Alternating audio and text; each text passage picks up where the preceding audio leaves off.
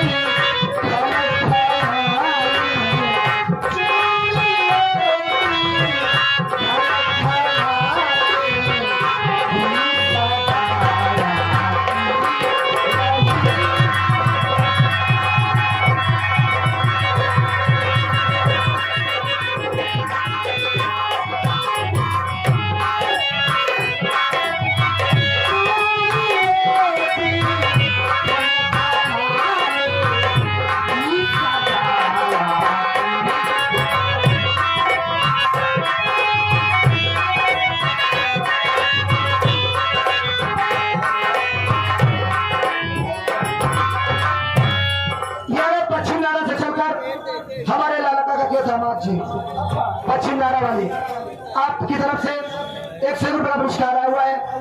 बहुत बहुत धन्यवाद। आशीर्वाद की कामना है। ताया जी से शुक्रिया अदा करती हूँ, आशीर्वाद करना चाहती हूँ। लेकिन कहना क्या है?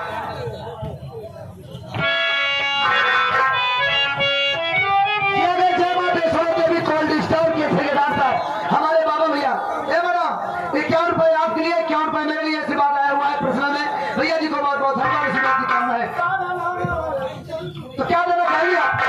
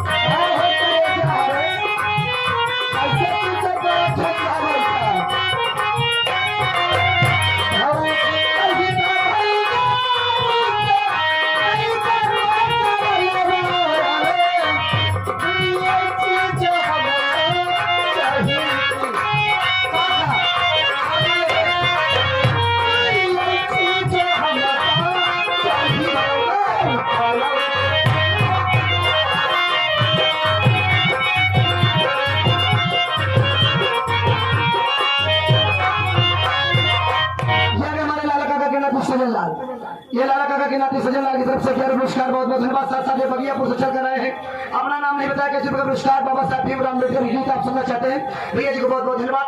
2 मिनट का आप समझ लीजिए, आपकी फरमाइश जरूर करा दूंगा। साथ साथ हमारे पप्पू ठेकेदार जी आए हुए हैं, जो कि आप मलकिया से चलकर आ पाए हैं। ये मलकिया से चलकर आए, गाने की फरमाइश पानी भरे जात्रा पकवाई नरवा, यानी आप पूरी सुनना चाहते हैं, गाना लगा दीजिए इनका। लाला भैया की बहन जी 21वां पुरस्कार प्राप्त की तरफ से कहा था 14 अप्रैल को बाबा साहब की जयंती मनाई जाए। बाबा साहब के विषय में आप भी गीत सुनना चाहते हैं, हमारी पार्टी अधिक शुक्रिया अदा करती है। ये अच्छा, बाबा साहब की भी फरमाइश आई। ये आ गए तरुण कुमार, जो कि हमारे भतीजे जी हैं, इनके तरफ से 100 रुपये पुरस्कार तहे दिल से शुक्रिया अदा करती हूँ। और फरमाइश ये हो जाएगी, हमें आदमी सम्मानित श्री अजय सिंह की फरमाइश आप कर दीजिएगा। अच्छा हाँ, 10 अरिवा के बहनुआ के लिए आरी बोलिया।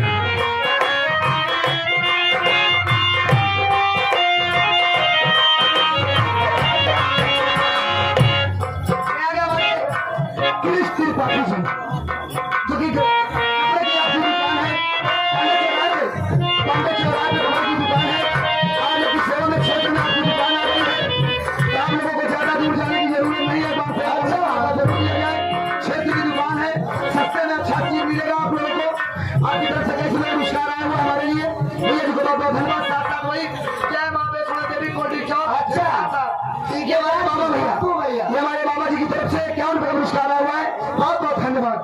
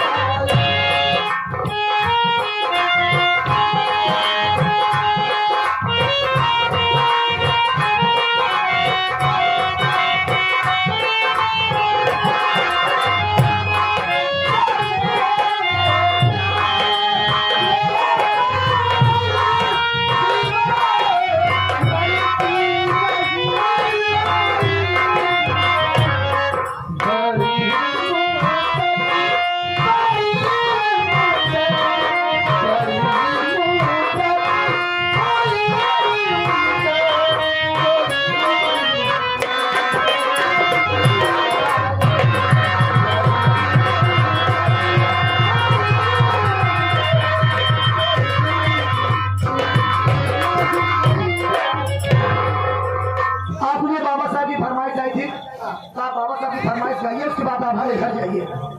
बाबा साहब की फरमाइश को पूरा करके आप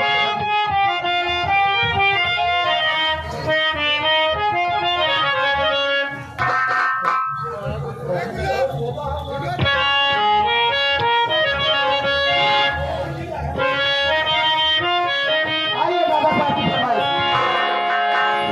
जो बाबा साहब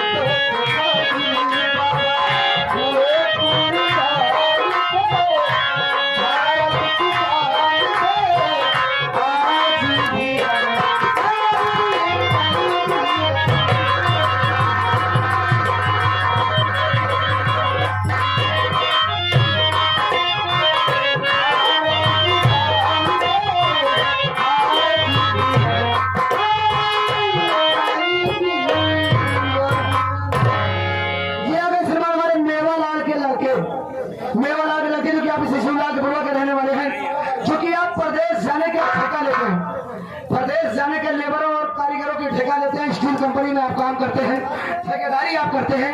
उनका कहना है कि हमारे साथ चलने वाले को लेबर के अवसर पर जो लेबर है जो काम करना नहीं जाते उनको भी मैं 15,000 का पगार दिलाऊंगा महीने में, और सब जो कारीगर है उनको 18 से 20,000 तक की पगार दिलाऊंगा, और एडवांस में भी 10-20,000 दूंगा।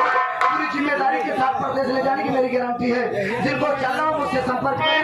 500 किलोमीटर में से 201 रुपए का पुरस्कार आया हुआ है। बहुत बहुत धन्यवाद। साथ साथ हमारे लाला काका के छोटे दामाद जी जो कि बगियापुर के रहने वाले हैं, आपकी तरफ से 101 रुपए का पुरस्कार, बहुत बहुत धन्यवाद।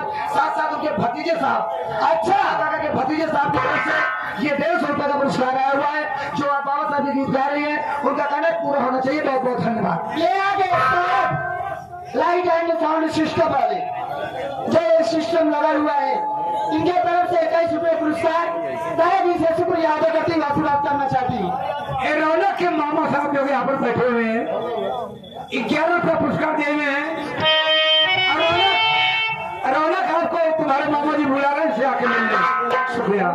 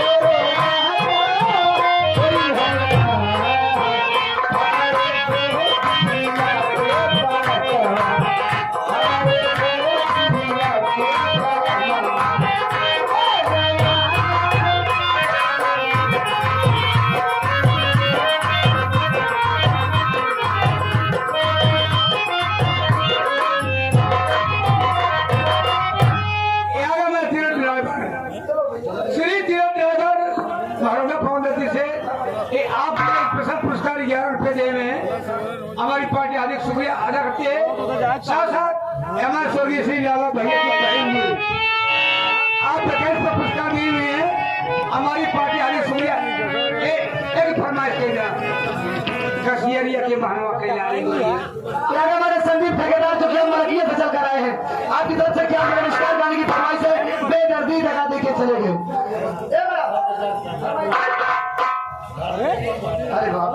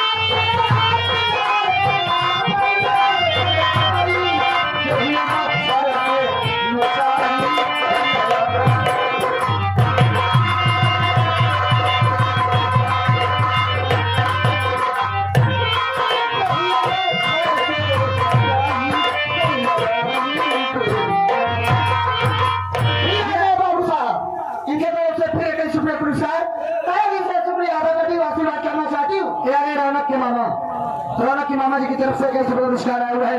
भजन की फरमाइश आती है। चला भजन तो हर पढ़ाई और यहाँ दीदी हमारा सुनाए टाइम बहुत कम बात जाती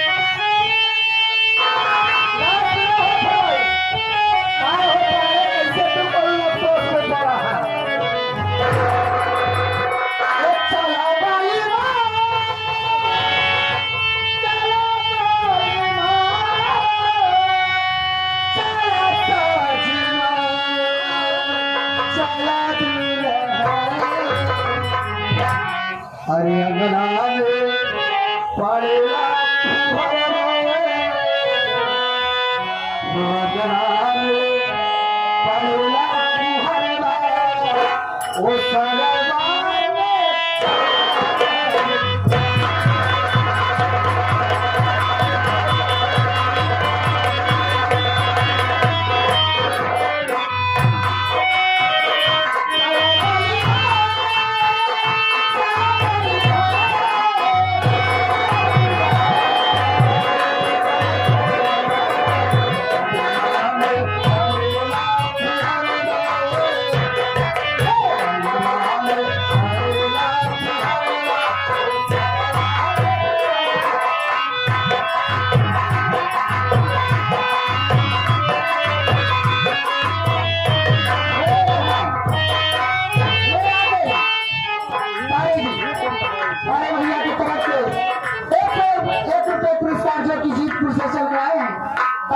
शुक्रिया अदा करती हूँ, आशीर्वाद की करना चाहती हूँ। लेकिन कहना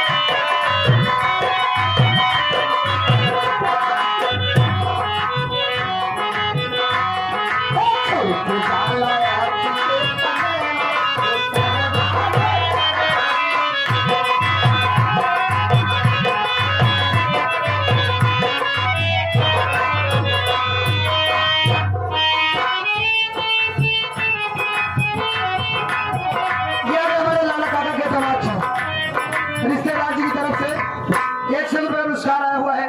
अच्छा, तकलीफों के साथ दर्दों के साथ ये पैसा आया है। भाई उनके ससुर जी हैं, तकलीफ तो होगा ही। आपकी तरफ से 100 रुपये का पुरस्कार, बहुत बहुत धन्यवाद। तो आप अपने घर जा सकती हैं। ये आगे फिर पाने भी है जीतपुर से चल रहा फिर 101 रुपये पुरस्कार भाई जी से शुक्रिया अदा करती हूँ, आशीर्वाद करना चाहती हूँ। एक गाना गावा, सो रही में खोल के केवाड़ी है गाएगी जा।